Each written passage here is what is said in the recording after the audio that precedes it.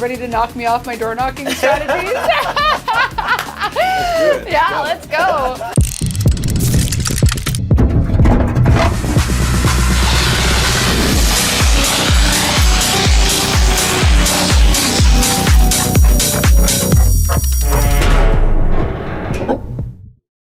Thank you for joining. I am Kate Broddick, and you are in the vault with the Kate Broddick team, and I am so pumped to have Kenneth Toppin here from RE/MAX Hallmark in Durham. Correct. To talk all about our secrets, or his secrets, of success in the real estate business, along with some things to avoid. And you know I'm going to get into the door knocking strategies that you have, because it is so different than mine. Fundamentally different, actually. Yes, fundamentally different, but that's what makes it so intriguing and why does. I think everybody should be watching you. And so before we start, let's hear a little bit about you, where you came from, how long you've been in the business, what drew you to real estate, and then we'll get into the secrets of your success. Yeah, it's interesting because my grandfather owned a lot of houses back in Guyana, right? And that kind of got me into understanding that real estate was something that I may want to do. He was always holding money in all the pictures. So I'm like, I want to do what grandpa does, right? I've been doing it for about 13 years, got licensed in 2010. And started off my journey pretty much door knocking. Wow. It was kind of interesting. It was my thing where I remember the first coach that I had.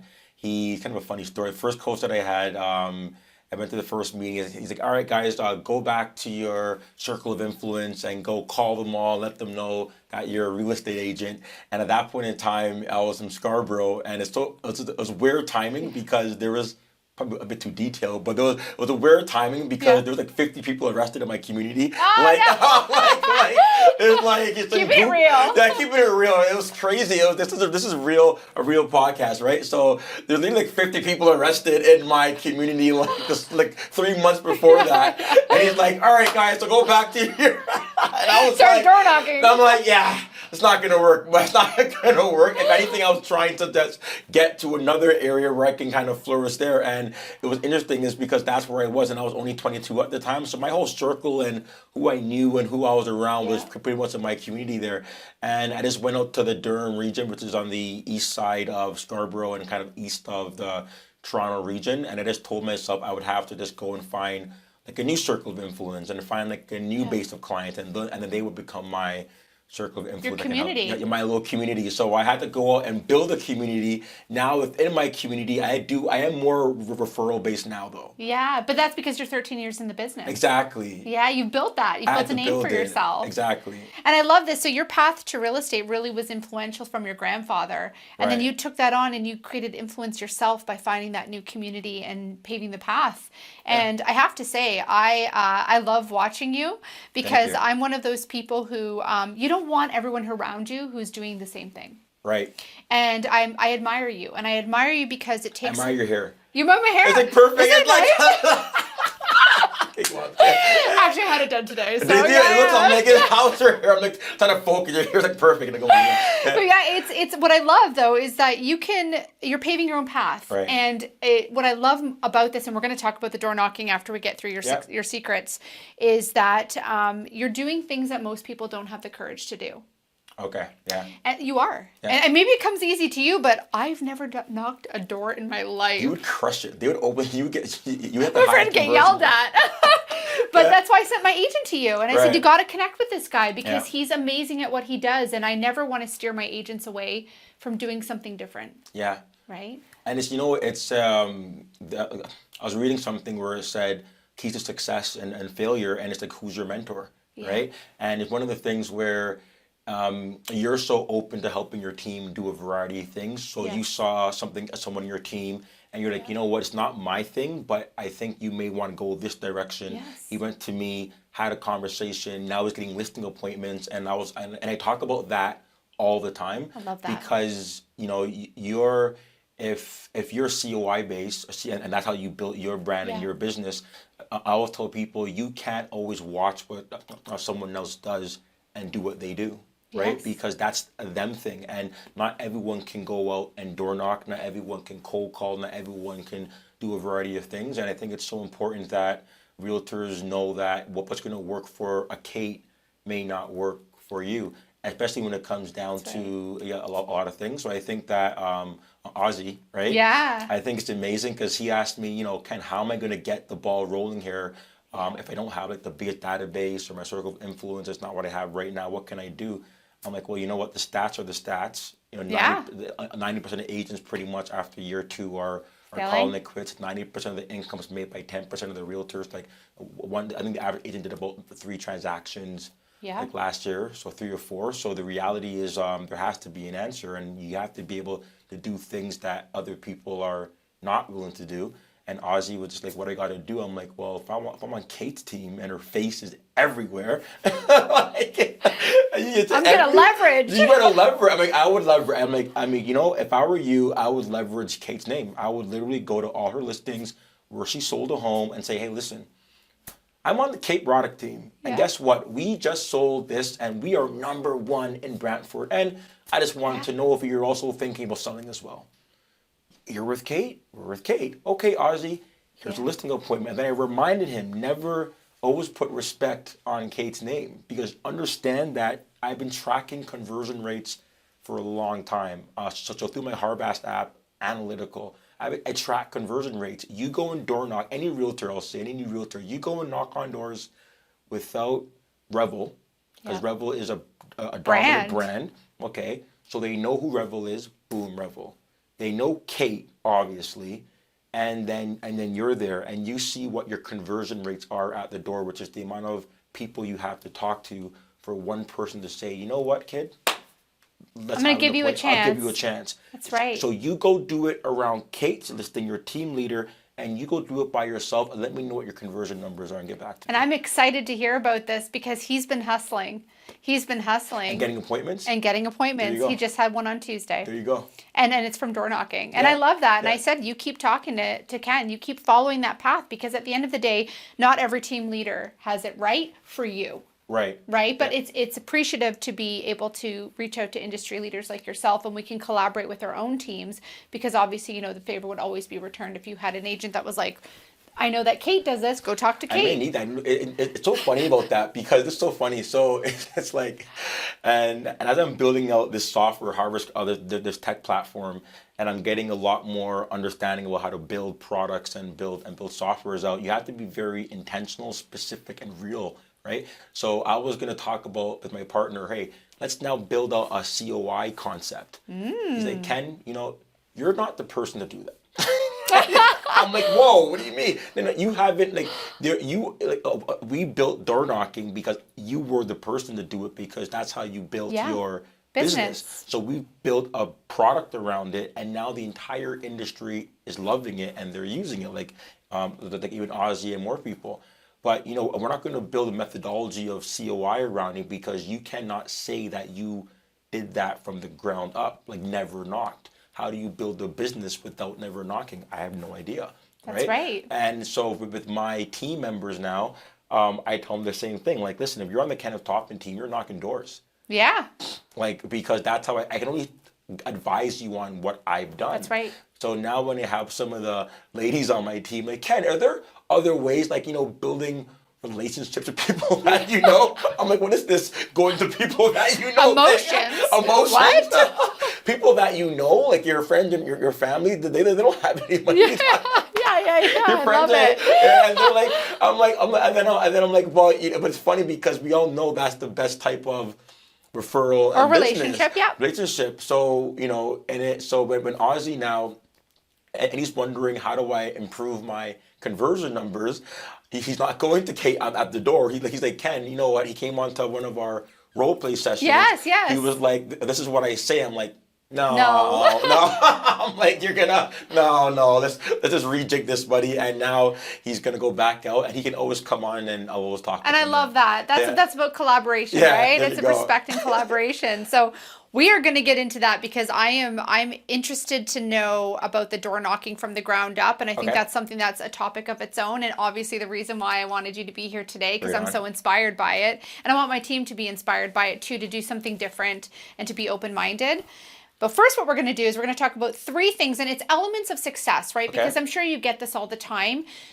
How did you create success for yourself? What is your secret sauce? What did you do consistently day in and day out, worked on it, improved it, re-strategized it, rebuilt it in order to say, you know what, I've achieved this level of success today. So we'll go one by one. So what's the first question? It was... As the 3 aspects of your success, 3 tasks, 3 things you've done, 3 action-oriented tasks. So I would say number 1 is consistency. Yes. Right? That is the number 1 thing I could say is I've been extremely consistent with door knocking. Yes. Or with prospecting. Yes. I've been laser focused. I quit my job full time. Yeah. I've been committed. So I'm not interested in real estate. I was fully committed to doing this. And I think that may even be the first thing is like, you're just fully committed. Yes. But from a task, I would say, consistency, right? So how did you gain that consistency then? What are some of the things that you did to be consistent? Because it's so easy, as we know, we have those like flash words in real estate, right? I'm consistent. Well, what held you accountable to that consistency? Know your numbers. Yeah. You know, I've always... And that's a great question because I was thinking about this on the way drive. Like, what am I going to say to Kate? Right? What am I going to say to Kate? And, you know, I realized that I've always been data-driven. Yeah. I used to love stats in university, and everyone used to, like, hate statistics. But the minute I realized that their statistics can test probability. Yes. They know the probability of X happening based off, their stats are, it's crazy what people can predict with numbers. Yeah. And I took that same methodology and when I did that to prospecting. And then the minute I knew that, hold on, like I just need to talk to this much people. Then I'm going to get one lead. Then I need this much leads. Then I get one sale. I did all the percentages. Then I tested it. Then I realized, okay, you know what? Every time I go out, I get a lead about 10% of the time. And then of those leads, like say 1 in X come to fruition. Because people are always going to tell you, you know, my friends, my dog was sick and I couldn't do the presentation anymore. And whatever reason they... Excuses. Excuses, you know what I mean? Yeah. There's a donkey crossing the road and I was late and I was like, whatever, I'm not going to sell it. Don't lie to me. It's okay. It's all good, right? Yeah. And so I realized that even with presentation, there's always going to be a percentage of no's. Yes. And then I was like, okay, well, as long as I prospect this much hours and get this much contacts, that will equate to X amount of sales. Then I said, okay, well, how much money do I want to make? And what's the average unit price per listing? Did my math. On average, everyone doesn't sell and buy. Some that they'll sell, rent, and still not buy. So if I want to do like 20 deals, I can't just get 10 listings because not everyone's going to buy. So I'll just work out my numbers. And the minute I realized what I had to do to get to my goal, it was a lot easier to go out and do it. So your consistency is very data-driven. 100%. Like I love that. I've never met anybody in this business that has ever said anything even remotely close to that. And I love it because it's so factual. Yeah, I'm a guy. So one of my other tips and secrets is I always tell my clients, it's kind of funny. It's like no, hopefully they don't hear this. Reverse psychology. Yeah. I always say, guys, you know, my opinion. I really care about my opinion. Yeah. Well, it's funny if I really care about my opinion. Yeah. I really care about your opinion. Yeah. I really care about my opinion when it comes down to the value of a house. I don't know. What do the numbers tell us? Yeah. You know, I don't know. What numbers should we put an offer in on? Guys, I don't have an opinion. I just look at what the last one sold for, and that's what it's worth. I don't understand the conversations of, Ken, the last one sold for $1 million, but put in an offer for $920. Doesn't make sense. Doesn't make any sense to me. I know. So I always tell people, guys, like everything I do is there. I always tell my clients normally, anything I tell you, just Google it. Not that Google is the epitome of everything, but when I say the market's slowing down, interest rates are going to be going up, when I'm saying all these things, just Google it in and it will tell you, like in the first line, it's there, right? So I always want to make sure that everything that I'm doing is just backed on some sort of a data logic. That's how I drive my business, even when it came down to the farming aspect. Yes. And it's like, well, why am I? Some people like Ozzy. This happened to Ozzy actually. Yeah. Hey, Ozzy, my conversion rate is like 1%. I'm like, Ozzy, you're too good. Yeah. You're too skilled of a person, too personable, too charismatic, to have a conversion rate at like 3%. Something is wrong. Yes. And then it's not only scripting, because you by yourself are good. So why is it so low? I'm like, well, what area are you in, and how much sales were there in the last 30 days, and what's the population? Like, he's like, he didn't know. I'm like, well, you're going to want to check that out. Yes, because absolutely. if one home is sold if one home sells a month, and there's 1,000 houses, and on average 12 homes sell a month, it's not a good area. Absolutely. Nothing you do will change that, because nobody wants to sell there.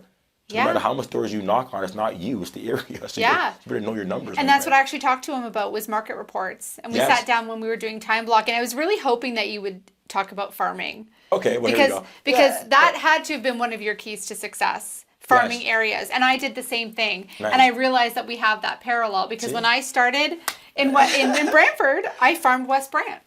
Right. My whole focus was this community. I didn't do door knocking, but I did door knockers. I was too afraid to hit the door, so I just dropped something on the door and ran. But that's what I did, right? And my flyering, my door knockers, not knocking, my open houses, everything I did was in this one community. Nice. And it was a high turnover community. There you go. And that's what you need. That is a key to success, because if you spread yourself out on a population of, say, 100, or I mean, you're in Durham region, that's huge, 100,000 or 200,000 people, how are you going to reach the masses, or even a very large portion of that population, if you don't narrow down? Yeah. And you should know the schools. You should know the upcoming events. You should know how many sales. You should know if someone opened the door and said, yeah, there was a house around the corner. It was listed. I don't know if it sold. Actually, it didn't. It sold for this. Yeah. 100%. You need to know your data. Did you know the turn rate of that area, or did you just know it was a high turnover rate? I would look at the sales. So you're looking at to see how many houses are being listed within a month. Yeah. Certain seasons are obviously a lot slower.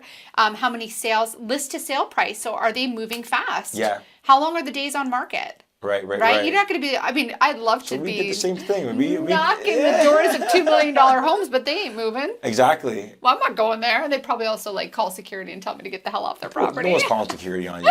Maybe on me. Keeping it real. Keep it real. I love you. But no, it's amazing that you were able to. So we did a similar thing, is this farming and knowing your numbers, and he's getting out there.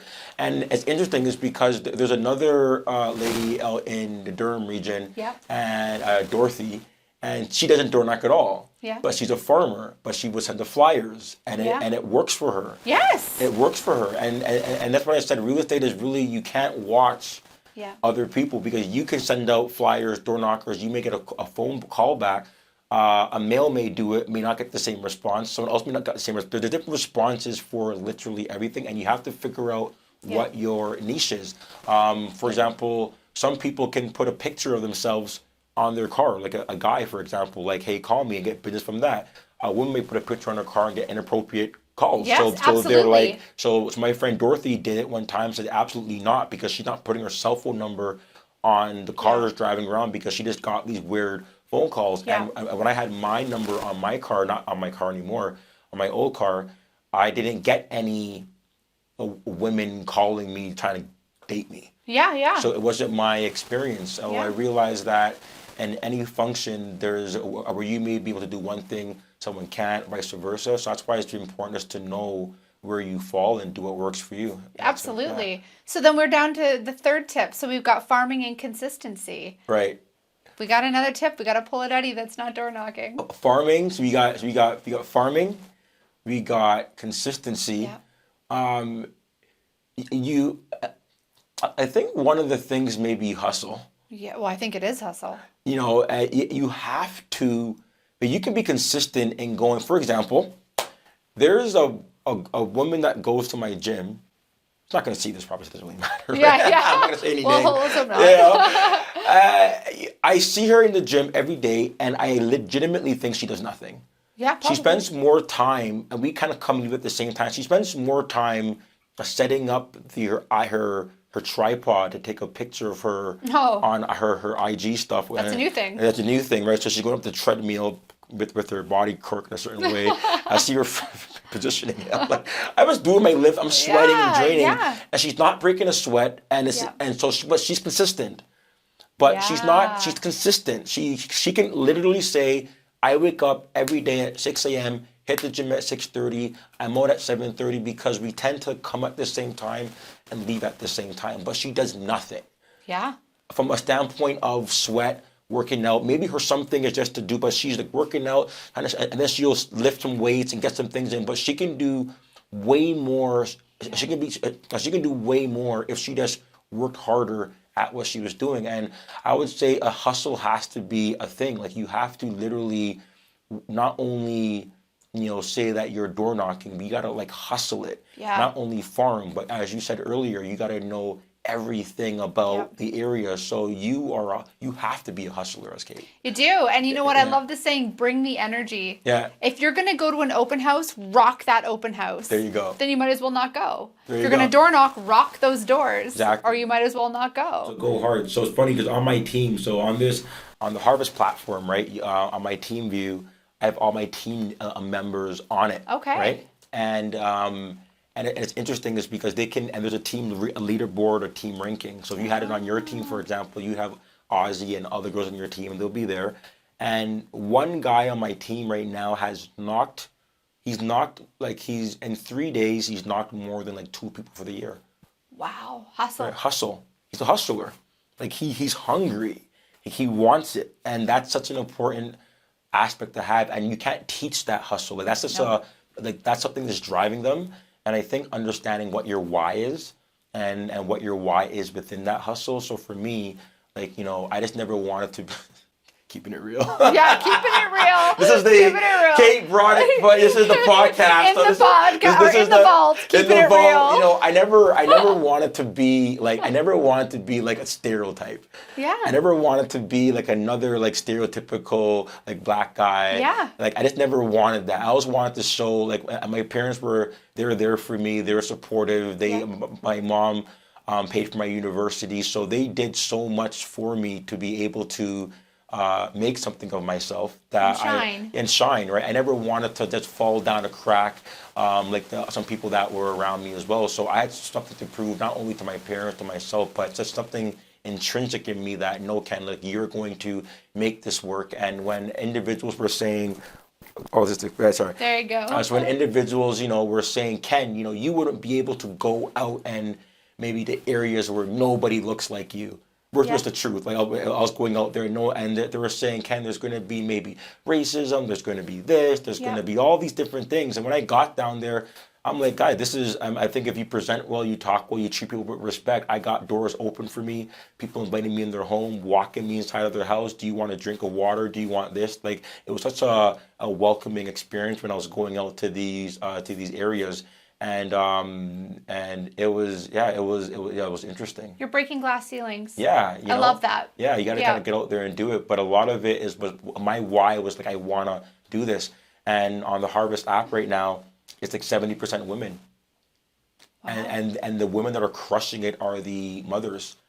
Oh God, come speak to my team, Ken. They are the mothers. There's something about whether, and a lot of and not only women, fine, then you have the mothers, then you have some of the single mothers, and the divorced mothers, the divorced mothers with children, like I'm talking, their numbers are it's so far away from everyone else, because and when I hear them on some of the calls, they're like, no, my guy didn't think I could do it, but I got it.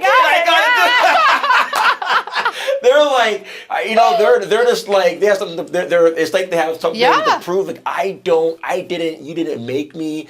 I didn't. Maybe you were supporting when I was there with you, but I didn't need your money, and I'm gonna survive without you. You thought I was gonna fall, but guess what? I'm not gonna fall. I'm there. I'm gonna make this work. And I gotta feed my kids, and they're just like, and their numbers are like, and when I say numbers are so far away, I'm like, they've knocked on so many more doors. And like in a period of time than everyone else, and the thing is, not everyone is, and you're personable and you're high energetic, and you're the. I didn't know you were like in high school, university, but you must have been like, everyone likes Kate. I was a floater. You're a floater, right? I like to talk to everybody. Talk to everyone, but there's some like men and women that's just not their thing. Like they're never part of cool group, or they weren't part of the you know, that kind of clique or the group, but they weren't that kind of vibe, which is fine. So they don't really have a lot of the networks and people that know them and all that kind of stuff like that. So those are the ones that are just like, well, if I don't have that base of people, or that's not my energy, then how am I going to get the ball rolling here? And they tell me, Ken, I don't have that. I can't go to my circle of influence. Okay, fine. Maybe because they didn't connect with them the way they should have been connecting for years. Maybe you were keeping in contact, everyone liked you, you were doing dinner parties, you were putting all this relationship in work for years that allowed you to leverage that when you're a realtor. But if that wasn't your vibe and your energy growing up, if you're just like, I hang with these people your entire life, okay, now you're starting from scratch. Yeah, but I loved what you said, and I hope my team watches this podcast, because we just had a whole sales meeting on focusing people on their why. Okay. Focus on your why. And as realtors, we need to focus on our why. What's your why? Man, you know, it's so interesting, but a lot of my why has to be my family. It has to be my kids. And there's something inside of me that just, my parents did a lot for me to help me get to where I want to go. And my why definitely has been it's definitely my kids and my family, my wife. That's exactly it. Just making sure that they're good, you know, and I've seen, not everyone starts to race at the same pace. You know, some people have a little bit of an edge. LeBron James' son, right? And mind you, not all NBA players' sons get into the NBA, because Michael Jordan's sons didn't get into the NBA when they were basketball players. So you will never take it away from Bronny James for getting into the NBA, because he must be very good to be able to get a scholarship and potentially now get into the NBA. But when it comes down to a head start, when you have the best basketball player in the world training you on what to do and how to say and maneuvers, and he's getting top quality NBA training at such a young age, he has a slight advantage, which is fine, and good for you. Run with it, right? And not many kids actually will run with this advantage. So mine, when it comes down to be myself and Elijah and my kids, and even knowing that I'm an Afro-Caribbean male, it's like, okay, I can see that. I want to make sure that you are at like a level playing field to your peers and your friends. You know, I want to make sure that you, and why can't you, son, have an advantage? I love that. And he does. So now he's in private school. Good. Getting, like, he has 12 people in his class. Versus a 30 class. Like, you know, he's in private school. And now I can, and now I'm so happy, because I'll tell my boy, my friend, I'll tell my boy, I'm like, back when I was in Scarborough, if someone told me they're going to a private school, I'd be like, you rich kid, like a uniform school, right? And now my son is like this kid, and I'm just so proud, because I'm allowing him to have a slight advantage, because he's in a class of, he has 2 teachers in a class of 12. It's amazing. Versus one teacher handling 30 with the school board that we have now. It's a different climate. So my why has been, and when I can see that and I see him learning, I see him being a little bit advanced for his age, because you're investing, it really lets me know, you know what, it keeps me going. So I want to make sure they're good, I love that, because I always feel that people should ask their why. Why are you doing this? And do your goals align with your why? And then when it comes down, and that trickles into my clients that I have, because I want them, like family and houses and household, and calling it a home and building wealth for your family, leaving things back for your kids, and allowing them to have a head start. All those things I want for all my clients as well. So my why is also, you know, for my clients is like, I want to make sure you guys are good. I want to make sure you're investing, because it's important, because when you're not here one day, you know, how are we going to leave your kids behind and create that generational wealth? So I love that. We just had a sentimental moment. A sentimental moment. Teardrop. So we're gonna go one more thing. Okay. Before we get into that little bit of door knocking, and your tip in question is, give me something that you wish you didn't spend so much time on. Women. Oh, Jesus. That's easy. That was like, God, that was an easy one. Like, you found one good one. Give me a hard question. My God. In real estate. In real estate. One that I spend time on. Well, you know, this is real. But you know what? This is the real. This is the Kate. This is the real. This is the high energy podcast, right? You know, it's interesting, because people always talk like real estate. We're talking real estate. And this podcast is just cool, because we're going to be changing it up, and we're just going to get real in the vault. This is hidden room, or, you know, this say nice little hair. Anyway, the vault, right? And we're getting real, because we've been having the same conversation for 50 years and the Yeah. stats have never changed. 90%, like it's the same thing. So what's wrong? And it's what are the factors that are holding you back Yeah. from even succeeding? I tell the men on my team, I have two young guys, they're 21, 23. If you're planning on running around with like 10, 15 women, Yeah. getting hammered every weekend, if you're getting hammered every weekend and you have a fender bender every day, every evening, and you're not focused, I can't help you. Yeah. Nothing I do, I can help you. And Yeah. everyone does go through their own, everyone has their own lust and their own things that they're working on Yeah. personally, whether it's depression, whether it's insecurities. And these are the things that are going to seep into real estate and you can't succeed anyways, Yes. right? So I think that if I were to say what are the things that I would not spend so much time and energy on, it's I want to spend more time working on the things that are going to prevent me from just succeeding in real estate to begin with. Yeah. Because there's many realtors right now that are an inch away from being a Kate Broddick, but the reason why they are not is because of nothing to do with real estate. It's everything to do with their mind and with the battle that they're going through on Yeah. their end. You know, It's because So- they don't go to bed at 9 p.m. and get up at 4. Who drinks? I don't have time for that. Well, maybe a glass of wine every And you're once up in a at 4 while. o'clock every day? No, not every day. Okay, cool. Monday to Friday, I do try to get up before 5 o'clock. For sure. And there's been times where I've lost that. I actually just came out of a period where I was exhausted. Right. I think it's the lack of sun, the seasons, and now that it's like summer, I'm like, oh my God, I cannot wait to be getting up again, right? And even on Saturdays and Sundays, you're up at 4? Okay. No. I have kids that will wake me up, Right. very little ones, Okay. but no, usually get up around between like I would say 6:30 and 7 Wow. on Saturdays and Sundays. But during the week, absolutely, it's like got to focus my mind. That little time before my kids wake up and before I hit the gym is like I probably get more done in those 3 hours than anyone does in a week. No Wow. notifications. No one bugging Wow. me, no text messages. And that's actually why I stopped posting on Instagram. My coffee pot selfie every morning was because then my DMs started going and my text started going. Right. I'm like, no, this isn't that time. This time is for me. So, So I think that so not spending much time on is, and that's just like, so that was more of like a life question, right? yeah, that's okay. Now we know he shouldn't have spent time on women. Yeah, it's just a waste of That's time. okay. Like, I mean, like there's like when you're like 20, I told I'm married now, happily married now, Yeah. and I'm all good. But it's like when you're like in your 20s and Yeah, early you do 20s. blow a lot of time on dating. And, Yeah, it's just like, and for a man, it's like it's just a waste of time. Like Mm-hmm. there's so much. But I don't regret it because I think getting that out of my system, Yeah. be married now, I think it's a good thing, Yeah, right? I think it's an amazing thing. So Yeah. I wouldn't change anything in my past. But if I were to tell anyone, it's just like, yeah, for me personally, it's just like the need to go out and party and meet new girls and Yeah. women and everything's about women and Yeah. dates and dinner dates and why. And it's just ridiculous to pick one Refocus. girl. Refocus at one girl in your life and just call it a day. Yeah, that's Simple. right. Yeah. So then, I mean, because I have to bring this up again because I Okay. love the conversations on the door knocking before we Yes. get into your tip and question. New realtors, you just coached one of mine. Yes. They're intimidated, and I get that, by door knocking. They're intimidated about how to start. They're intimidated about what to say, how Yeah. to talk. Give them one piece of advice on how to do this. Yes. Get comfortable with rejection. Oh, that's a good one. Get comfortable with, you have to get comfortable with rejection. And a funny story, because all these funny stories, right? Yeah, so funny yeah. story. So back when I was, in my amazing area in Scarborough, this at-risk community, right? Yeah, Right? yeah. When we were younger, they would be like, go talk to that girl. Yeah. And I'd be like, I'm like 10. Yeah, What, yeah. okay. Oh, she's walking, like, go talk to her. If you don't, that means you're not a man. Yeah, I'm yeah, just yeah. like, oh, so Yeah, yeah. all the homophobic stuff back Yeah, in the area, yeah, right? that's right. Like, okay, I'm just like, back in the day, so this, go do it. So then what'll happen is like, you just go and you just like talking to girls at like such a young age, you Yeah. know what I mean?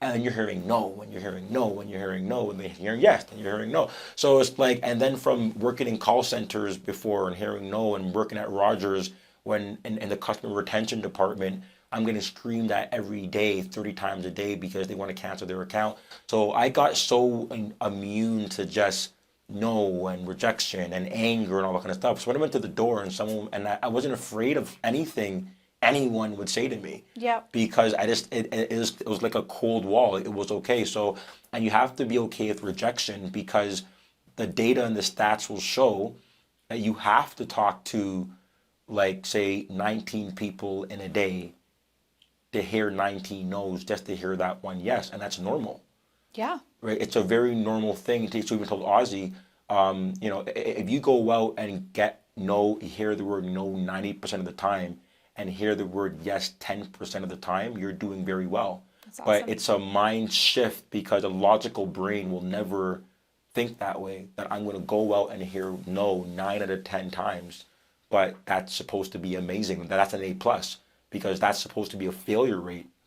That's supposed to be an F I love in that. school. Yeah. Right? Yeah. 10 out of 100, Is failing, you're a failure. but it's actually not. But in real estate entrepreneurship, that's actually an A plus. So you have to be comfortable with the rejection and not let it get to you. Yeah. You can't go to a door as a woman and be like, they said no to me because my hair is not flawless. Yeah. Or my hair is not flawless like Kate. I should do a finesse commercial. Yeah, because my hair or my Yeah. size or the shape of my body or there's all these things that my nose and my eyes or my lips, or maybe it's because my background, maybe it's because of this. No, it has nothing to do with any of that. But if you let that get to you, then you're going to have a very hard time, because the first time you hear the first couple no's, you're going to quit. You're going to give up. You're going to give up and you're not going to So go back. get comfortable feeling rejected. Yeah, you have to be okay with the rejection, because in real estate, because the margins are so tight, where your conversion rate at the door may be like 1.5% or 2% for everyone you talk to, you have to be comfortable with the word no, because if you're not, you're never going to survive, not only in door knocking, but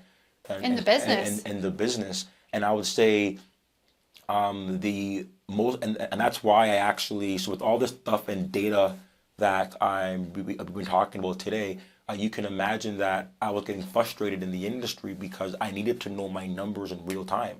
Yeah. And there wasn't even, and remember, back in 2010 when I was licensed, that was just when they came out with data and email on Blackberries. Mm-hmm. If you age ourselves, right? It's not too long ago where you couldn't email. Only iPhone was launched in 2004, right? In 2010, hey, by the way, now the world, you can actually email on your phone.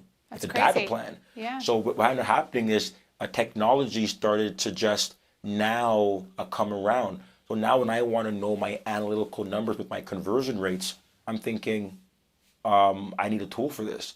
And I'm new generation. I'm post 2010. Yeah. And now all the other realtors that are all the knockers and hustlers, they had their notepads. But now I'm literally, when I got licensed, I was the start of technology and apps and data, and there was nothing in the industry that can help me track this stuff. That's amazing. And then that's where I built out Harvest.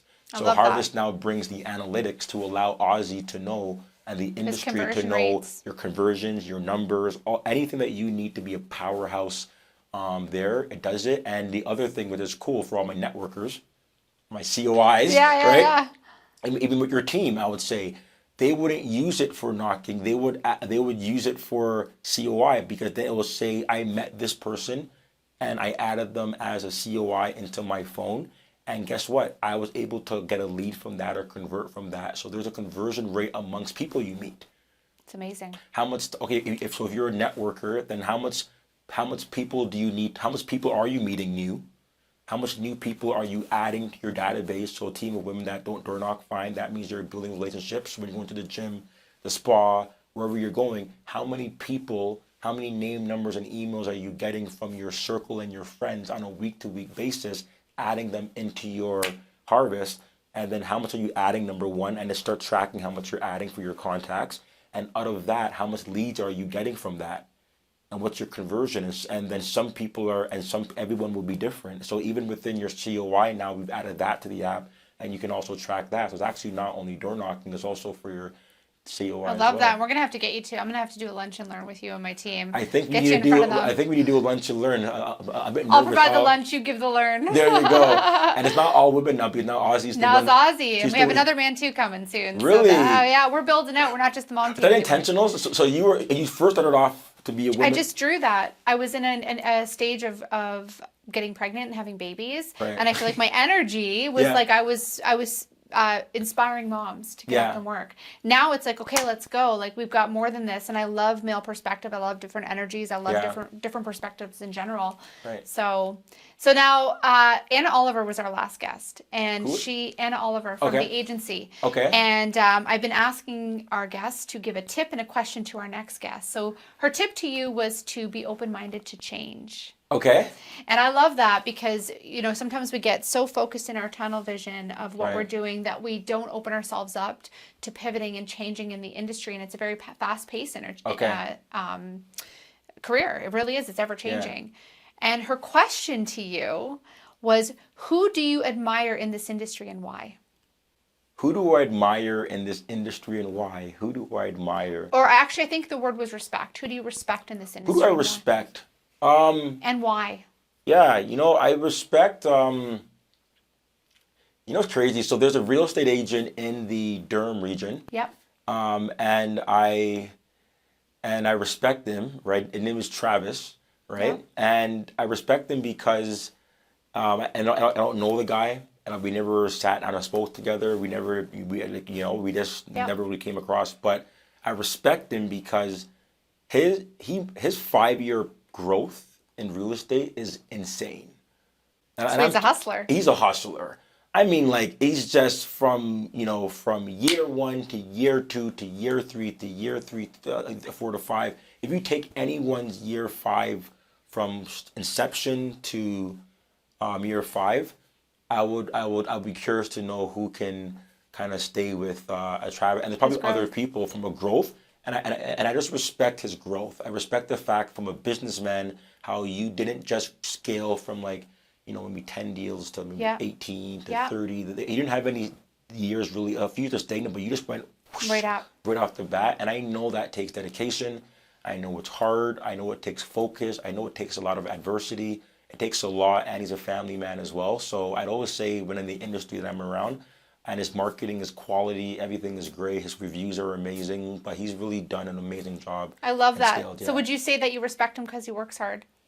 Yeah, I respect him because I know it's not easy to scale. It's not easy to do what you do, and he has his own brokers now as well. So I've been just watching him in the industry, and I hats off to him. Yeah, honestly. I love that because Anna actually paralleled the exact same comments on who she respected, and it always came down to hard work, dedication, a passion for your industry, and being respectful, collaborative within the culture. Yeah, so I love that. Them, yeah, for sure. Well, this was a great chat. I think it was, man. I appreciate you coming on, and if you don't mind, because. Yes. I think people need to reach out to you to talk more about the Harvest app. I know we're going 100%. To on our team. Yes. Where can they find you? All right. So you can find Harvest app. So it's Go Harvest, right? So Go Harvest on Instagram.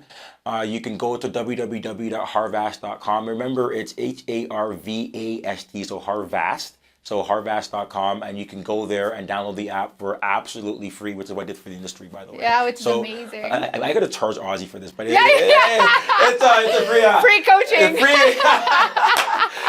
But you can find us there, and all the information is on the website. Download the app. It's available on Android and Apple, and it's literally just easy to download. There's no demos required or any other crazy things in the industry. Just simply download it. You'll have it on your phone in seconds, and register.